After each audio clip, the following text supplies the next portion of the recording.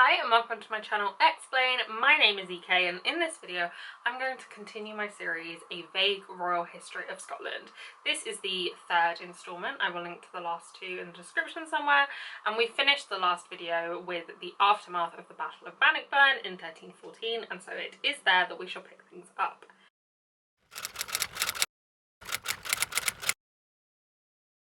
Compared to the kind of 1296 to 1314 segment of Scottish history, the next half century is not quite so electric, nor is it like that good for Scotland, but as my sister often says about the world in which we live, if we can't have the best timeline, we can at least hope to sometimes have the funniest. And I think that is not an unfair characterization of this period. Like, it's a bit shit, but there are some moments where, like, you just know that the memes would have been everything. We will start with Robert and his brother Edward. In the last video, I discussed how it was the possibly unauthorised actions of Robert the Bruce's younger brother Edward, which led to the Battle of Bannockburn in 1314. And in the years after Bannockburn, as part of the kind of Brucean attempts to capitalise on that win, Edward Bruce spent several years trying to conquer Ireland, an endeavour in which he was very briefly successful.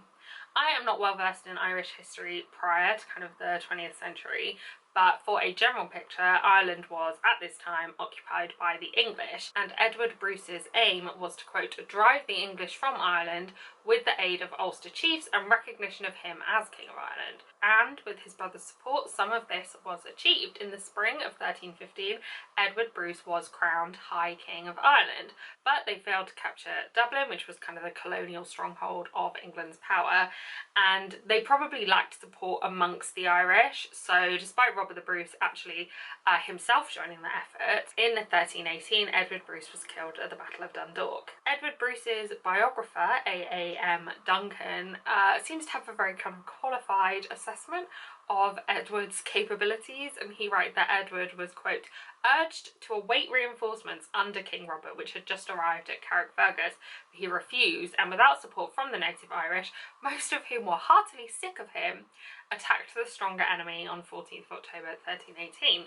There's some speculation that Edward was kind of a thorn in Robert's side, and that Robert sending him to Ireland was just kind of a convenient way to be rid of him for a bit. And as the younger sibling, I get that there were times in my life when my sister wanted to send me anywhere to be rid of me. It didn't have to be Ireland.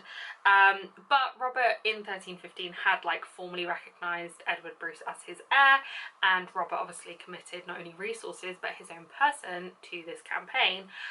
So I think it's kind of, as David Ross describes the Bruce invasion of Ireland as, quote, essentially an opportunistic piece of family imperialism, kind of a joint enterprise between the brothers. With Edward's death, Robert's closest male heir was his grandson, Robert Stewart, who was the son of Robert the Bruce's daughter Marjorie. More on them later. Back in Scotland, Robert the Bruce was continuing his beef with England. He was pretty brutally haranguing northern England in kind of a similar vibe to the kind of proto-guerrilla scorched earth tactics that he had employed in that pre-Bannockburn era. Areas which were either unwilling or unable to pay the ransom, kind of a protection racket in essence, that Bruce's forces demanded, saw their crops burnt and their livestock confiscated. However, Bruce's biographer G.W.S. Barrow characterises his actions here thus, quote, the harrying of northern England was not a purely destructive policy of violence at any price. Because the Scots obviously could not mount an armed invasion of southern England to bring the monarchy to its knees, attrition must take the place of conquest or outright defeat. In the summer of 1315, Robert's forces briefly and unsuccessfully besieged Carlisle, but in 1319 they retook the town of Berwick upon Tweed from the English. Berwick had been in English hands since 1296, and it would change hands several more times until I think 1482, from which time it has remained south of the border. Robert's relationship with England was not just militaristic, however. Diplomacy and statesmanship were just as important, and thus we turn to a little missive written to a fella in Avignon that has ended up as the single most important document in Scottish history. This letter is known as the Declaration of Arbroath. However, In keeping with the kind of new UK tradition of creating silly little names for everything, and in reference to the creation of this document being in 1320, so the 20s, my sister has duly named it the Ard Deco. You are welcome. The Ard Deco was written in 1320. It is signed by various Scottish barons and nobles, addressed to the Pope. The Pope at this point was John the 22nd, and he was serving as pontiff while the papacy was based in Avignon in France.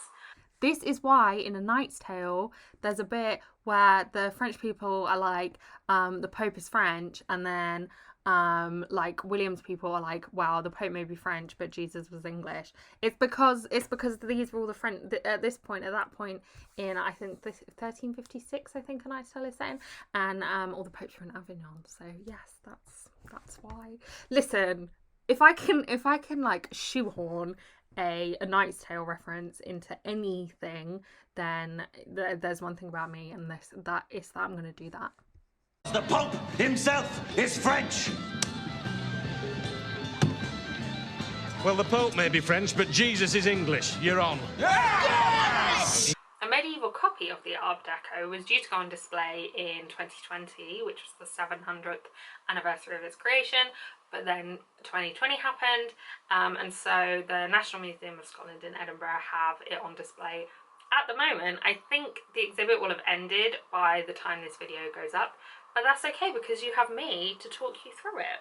So Pope John the 22nd was not explicitly pro-English, but as David Ross states, he, quote, was no friend to the Scots either. John attempted in 1317 to impose a truce between England and Scotland, but in this, John would not recognise Robert as the rightful King of Scots. Given kind of the international significance of papal recognition of both Robert's status and Scotland's independence, Scotland just refused to entertain this truce. Pope John the 22nd responded by either threatening excommunication of Robert, or I think maybe he just cut straight to the point and did the excommunication. Either way, this would not be the first time that Robert had been excommunicated, and honestly, are you even a medieval monarch if the Pope hasn't threatened to excommunicate you? Like, being the Pope in this period, I mean, being the Pope in any period sounds pretty stressful, but in this period, like, you had to be involved in, like, every little drama, every tiny bit of beef that happened. Like, you had to be abreast of all these updates, which, okay, maybe it doesn't sound that bad. As I said, Robert was no stranger to a bit of papal scolding. In 1306, he had murdered his rival, John Comyn, at the altar of Greyfriars Church in Dumfries. But his subsequent seizure of the throne was supported wholeheartedly by Robert Wishart, who was the Bishop of Glasgow.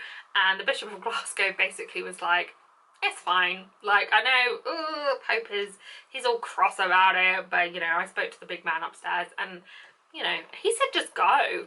Well, they said it's up to us, so I reckon just go. What does the letter actually say? We know it's trying to kind of persuade the Pope not to excommunicate Robert the Bruce and to recognise Robert as the sovereign of an independent Scotland, but how does it go about that? It's in Latin, so a lot of the time the kind of specifics of the English translations will differ, like the exact wording, but all versions have the same basic vibe. It outlines kind of the mythic origins of the Scottish people, that they came from Eastern Europe and then dwelt for a bit in Iberia before moving to Scotland.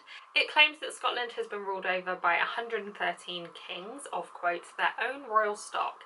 It emphasises that Scotland's kind of patron saint, their saintly protector, Andrew, was one of Christ's first apostles, before outlining at length kind of evidence for Scotland's independence. The copy that I studied during my undergrad reads, quote, our nation hath hitherto lived in freedom and peace with the protection of the papal see, till the magnificent King Edward, father of the present King of England, under the colours of friendship and alliance, did inflict us with innumerable oppressions. It goes on to big up Robert the Bruce, saying that God saw fit to, quote, restore us to liberty by our most valiant Prince and King, Lord Robert, and it says that he rules Scotland through, quote, divine providence, the right of succession, and the customs and laws of the kingdom, which we will maintain till death, and the due and lawful consent and assent of all the people make him our king and prince. So it's saying in essence that like Scotland has always been independent, which is mostly true. There was a point with the Treaty of Falaise, which was signed in 1174,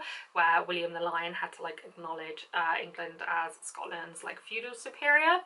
But like that's kind of the bit that the English kings were always harping on about, like, oh, but this bit of the paper says this, and Robert the Bruce being like, okay, well my army says something quite different. And it's saying that Robert has kind of taken things in hand for the cause of independence, which is completely true. The Ard Deco reiterates that they refuse to be subjected to the English king, and that if Robert was to take them down that route, they would, quote, immediately endeavour to expel him as our enemy and choose another king.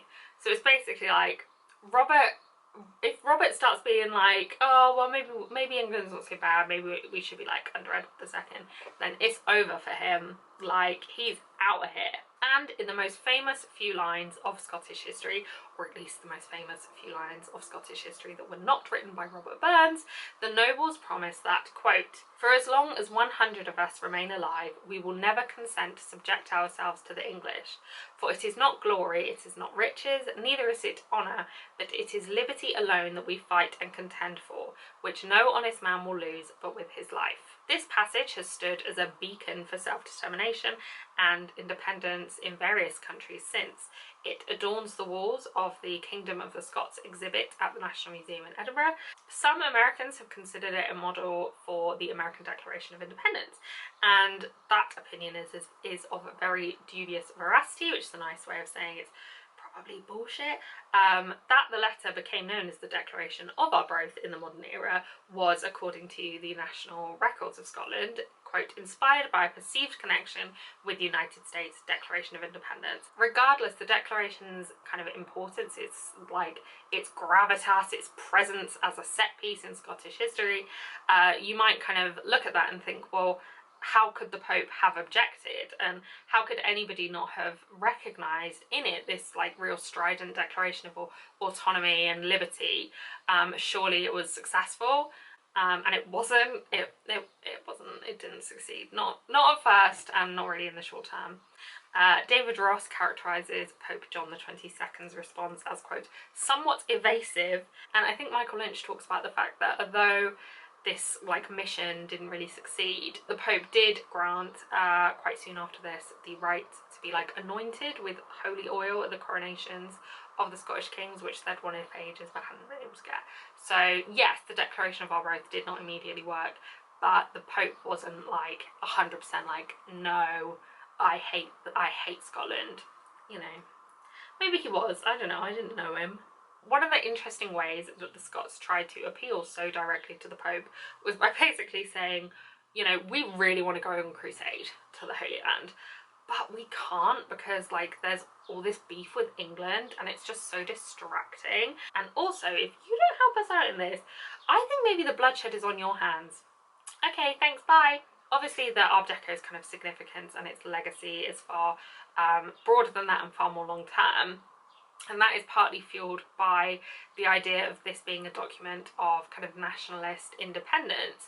And from like a medievalist perspective, that is quite a thorny road to go down, because the idea of a nation state whereby like there's a government that's kind of ruling over a coherent geographical entity, and within that entity there is kind of like a nation or a community of people who feel united in some way.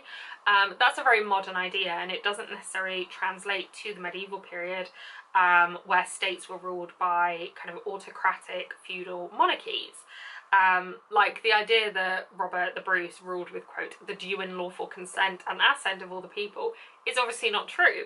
The Ard Deco had 39 signatories, they were all male, they were all from the elite, there was a few earls and then mostly barons, and they were all nobles that were on Robert's side.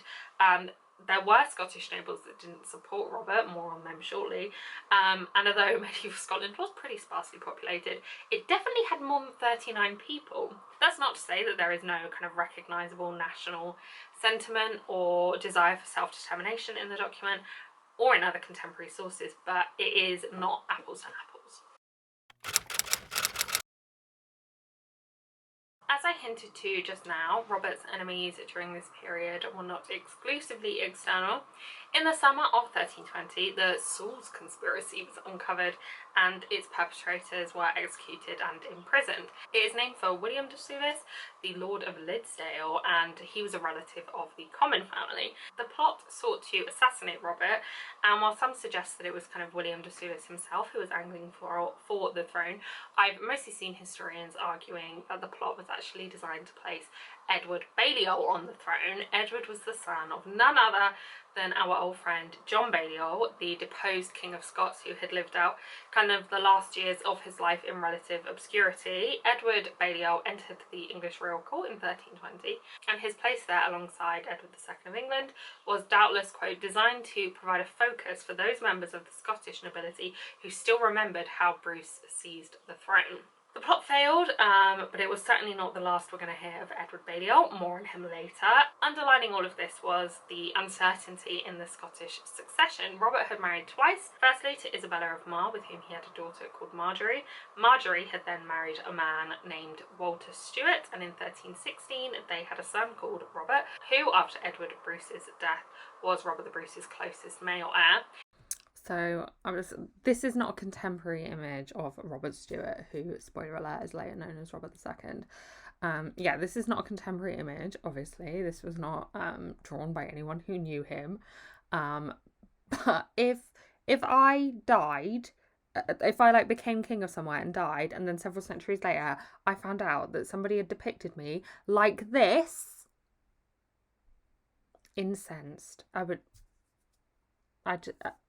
it's literally the ugliest thing I've ever seen in my life. Okay, bye. Isabella had died in 1296, and in 1302 Robert the Bruce remarried to a younger Anglo-Irish noblewoman called Elizabeth de Burgh. By 1320, Elizabeth and Robert had had one surviving daughter named Matilda or Maud, but they hadn't had a son, and at this point Marjorie's son was still very young. So these concerns kind of doubtless influenced Robert's attempts to forge a truce with England that culminated in the Treaty of Bishopthorpe in 1323. In 1324, however, Elizabeth gave birth to twin boys named David and John, and although John would pass away at the age of 3, Robert now had a legitimate son to succeed him. In October of 1327, Elizabeth herself died, but otherwise that year ended up pretty good for Bruce, because his old friend Edward II of England was deposed by his own wife, Isabella of France, and Isabella's boyfriend, Roger Mortimer. Isabella and Roger then installed Edward II's teenage son as Edward III, and the couple served as regents. Robert saw his chance and took it, invading England to, quote, humiliate the army of the teenage Edward III, and by the close of the year force Isabella's regime to accept the dictated terms of the Treaty of Edinburgh at Northampton, signed in the first half of 1328. And it was probably Edward II's deposition that affected this far more than the Art Deco of 8 years prior. The terms of the Treaty of Edinburgh Northampton definitely favoured Robert. Scotland was recognised as an independent kingdom under his rule, quote, separate in all things from the Kingdom of England, and the peace was sealed by a marriage between Robert's son David and Edward III's sister Joan. And England even promised to help Scotland's case with Pope John XXII. It was not a unilateral treaty. Scotland had to pay £20,000, quote, as reparations for the 20 years of damage which they had inflicted on the north of England. But in the October of 1328, Pope John XXII was finally persuaded to, quote, lift the bans he had placed on Robert the Bruce and his kingdom. When Robert I died the following year, he would have had reason to look back with satisfaction. He had secured an independent Scotland under his rule, pacified the Pope, and left behind 2 male heirs, his son and his grandson, to safeguard that future. But as you may have noticed, I have been referring to the Wars of Independence, plural, because things did not end with the Treaty of Edinburgh Northampton.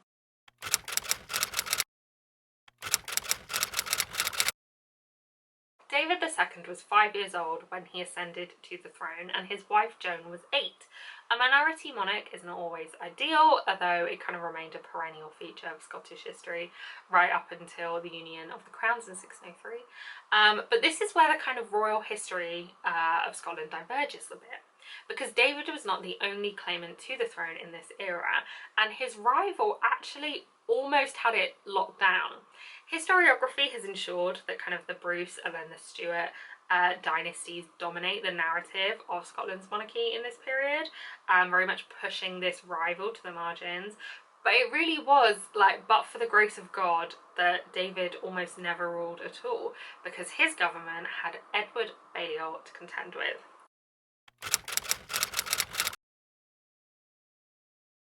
Edward Balliol, who I mentioned earlier, was born around 1283, and after the deposition of his father, John Balliol, Edward was kept in England, first with his father, and then eventually with the princes Thomas and Edmund, who were the half-brothers of Edward II. After John Balliol's death, Edward stayed in France on his family estates.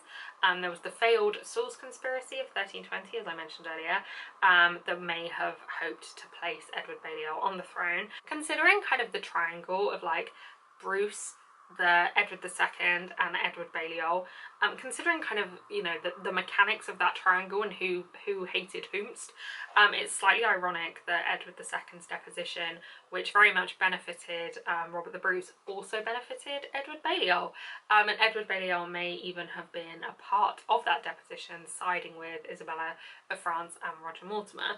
Isabella and Roger initially served as regents for Edward III, who was still a teenager, but then they were deposed themselves in 1330, and Edward III, still very young but ruling now for himself, he was ready to kind of support Edward Balliol's attempts to retake Scotland, alongside kind of other Scottish nobles who opposed kind of the Bruce dynasty, the Bruce government. So in August of 1332, Edward Balliol triumphed over the Bruce loyalists who were serving under the Earl of Mar at the Battle of Duplin Moor. Balliol's army numbered around 1,500 men, and the Bruce army, and I had to double check this because I was like, ain't no way. The Bruce, like the government army, numbered between 15 and 40,000. I have almost no interest in military history outside the Battle of Bannockburn and the Battle of Helm's Deep, but I was pretty shook at this, and you know, it's interesting how little press this battle gets compared to Bannockburn, but it's also kind of unsurprising because John and Edward Balliol are very much the villains in the story of the Wars of Independence, and the Bruce monarchs are very much raised to mythical status. So in September of 1332, Edward Balliol was crowned as King of Scots at Perth. Yet, despite his incredible victory in the summer and then his subsequent coronation, Edward Balliol is rarely included in kind of, you know, the listicles of Scottish kings, and the Wikipedia page of Scottish kings references him as, quote, a disputed claimant. And certainly his reign and his coronation was not universally accepted, although I would argue that that's kind of a complicated parameter by which to measure kingship. Like, you would have to agree on kind of a minimum portion of acceptability. I will leave that to like the subgroup of history nerds who also know how to use Excel. Edward III likely hoped that Edward Balliol would hold the throne of Scotland in a similar manner to Edward's father John, i.e. under the thumb of England. Balliol's biographer states that, quote, Balliol himself made proposals in November 1332 under which he was to do homage for Scotland and convey a large portion of the southern part of the country to direct English rule. In Christmas of 1332, Edward Balliol actually fled to England after an attack by Bruce loyalists, and this led Edward III to authorise a, quote, full-scale invasion of Scotland on Balliol's behalf, and Balliol was reinstalled by the following summer. In May of 1334, David II was taken to France for his safety, and the next few years saw kind of a continuation of these back and forth skirmishes between David's faction and Balliol's. Edward experienced a particular kind of apogee in the summer of 1335, but it became clear that realistically he was not going to be able to hold Scotland without England's kind of continued support. And so from around 1337, the kind of pro-David, the Davidian faction, who were mainly organised under Robert Stuart, who was David II's nephew, and Robert the Bruce's grandson, they slowly but surely took Scotland back under their control, with David himself, now aged 17, returning in 1341. Edward Balliol retained kind of an intermittent military presence on the scene, and he generally kind of represented England's interest in Scotland, but he never got quite so close to victory as he had in the 1330s. David II, now an adult monarch, had a lot to deal with. Not only had the civil warfare of the last decade caused widespread destruction, but his absence had allowed various nobles, including those who were on his side, to kind of augment their power and their land holdings, thus threatening David's royal authority. This included David's nephew, Robert Stewart, but of more prominent difficulty was Sir William Douglas. William was the leader of the Black Douglas family. There was another branch of the Douglas family called the Red Douglases, but don't worry about them. William's uncle, James Douglas, was a renowned military commander under Robert the Bruce, and it was James who took Robert the Bruce's preserved heart on him, with him on crusade to Spain, or as it was then called, Al-Andalus. William Douglas himself had fought very fiercely on David's behalf during the kind of Balliol-Bruce shenanigans. William Douglas was, as my best friend Abby is wont to say, a bit of a Billy Big Balls, and he liked to throw his weight around. For example, when David gave the sheriffdom of Teviotdale to a man called Alexander Ramsay, William took Alexander captive and starved him to death. Maybe that's beyond Billy Big Balls energy. Like, I mean, the main time I've heard Abby use that phrasing was talking about Nick Knowles from D.W.S. So, I don't know if that's apples to apples. Even so, David did manage to kind of confirm his authority over his nobles just in time for the Battle of Neville's Cross in 1346, which Scotland lost, resulting in David being captured by the English. See, this is when I'm telling you that it's the funniest timeline. Like, sorry to this man, whatever, but like, you've managed to get your country back in order, and then it's like, right, we're just gonna go and have a quick battle. Like, it's gonna, oh, David's gone. David's gone. Okay. Right. You know, like, it's funny to me. Neville's Cross was, like so many of Scotland's southerly incursions, prompted by something called the Old Alliance. This was an agreement of mutual support between Scotland and France, and it was originally signed way back in October of 1285 by John Balliol, who at that point was king, and Philip IV of France, and it was renewed by every Scottish and French monarch, apart from Louis XI apparently. I don't know what his deal was, but it was signed repeatedly right up until 1560. And the crux of it was, if one of them went to war with England, the other one did too. You know, if England and France fall out, well, Scotland better pull up. If England and Scotland start fighting, France better be there. It was kind of a constant of late medieval diplomacy, and it remains a meme during football tournaments whenever England plays France. In the 1340s, France was very much embroiled in the 100 Years' War with England. A truce had been agreed to last until September of 1346, after which Edward III intended to just go straight in and invade France. And the French king, Philip VI, asked Scotland to intervene, and Scotland did just that, bringing around 12,000 soldiers to England's 6,000 or 7,000, and losing spectacularly. David II himself sustained several arrow wounds and was taken to London. Edward Balliol was part of the English war effort here, and understandably sought to capitalise on David's defeat and declare himself king.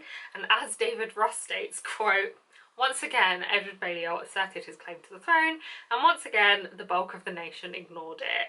Which, what fucking drag, like, David Ross went straight to the jugular. Interestingly, David's capture kind of cemented England's recognition of Scotland as an independent kingdom, because for David's ransom to be worth the effort, like, England had to recognise that David was the king of an independent Scotland. A mere kind of vassal monarch was worth less.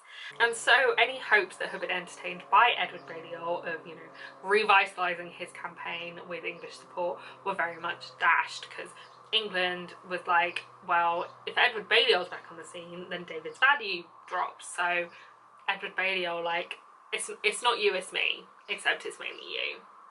Honestly, throughout this whole thing, Edward Balliol is just so pick me. Like, I know I literally said all that stuff about, like, oh, national sentiment is complicated, but it's like, Edward Balliol, he's not gonna fuck you, okay? You picked the wrong Edward for that one. My god.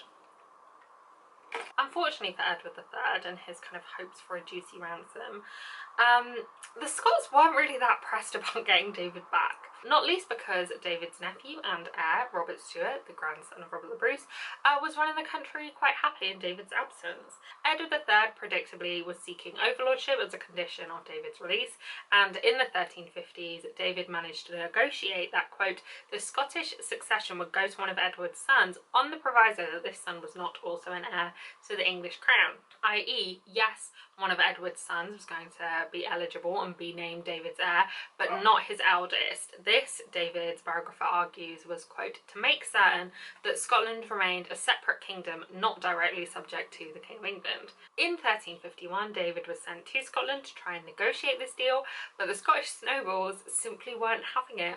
Old Robert Stewart, understandably, was not going to agree to his own disinheritance.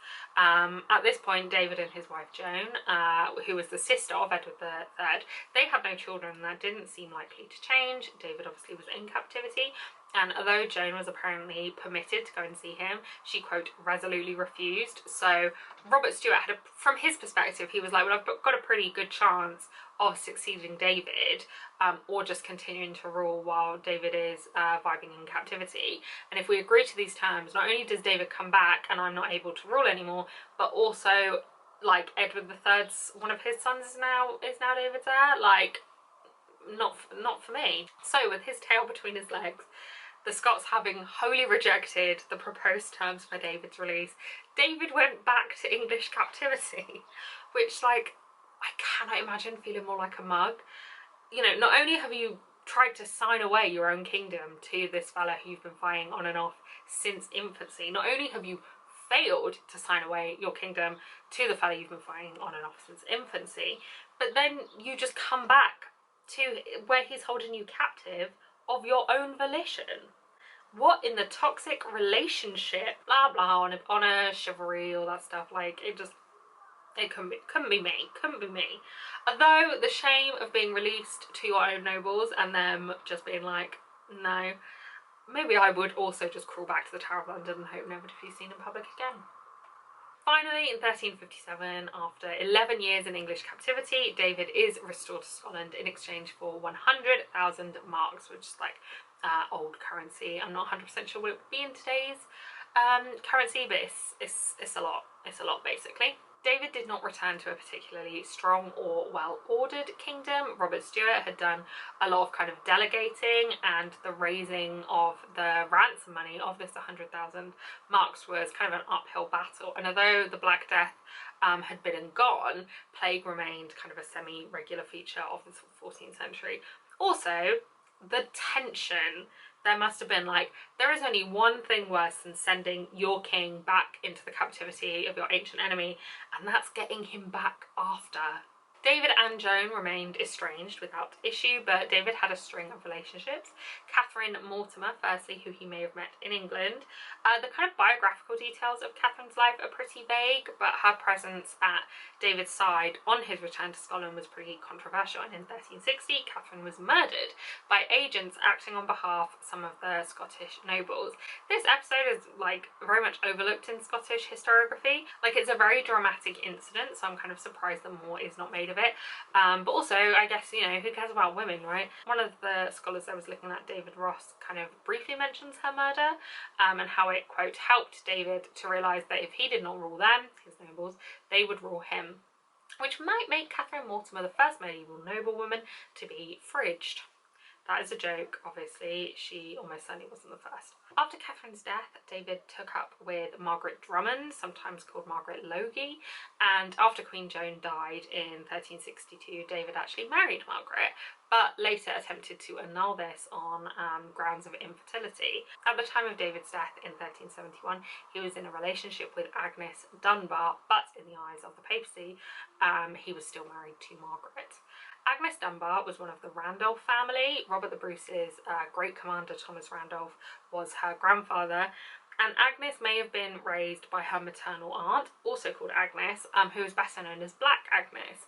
Black Agnes, like, I could and perhaps should do a video kind of just discussing the women who were involved in the Wars of Independence, but to kind of whet your appetite, I turned to the 1338 siege of Dunbar Castle by England's forces under the Earl of Salisbury.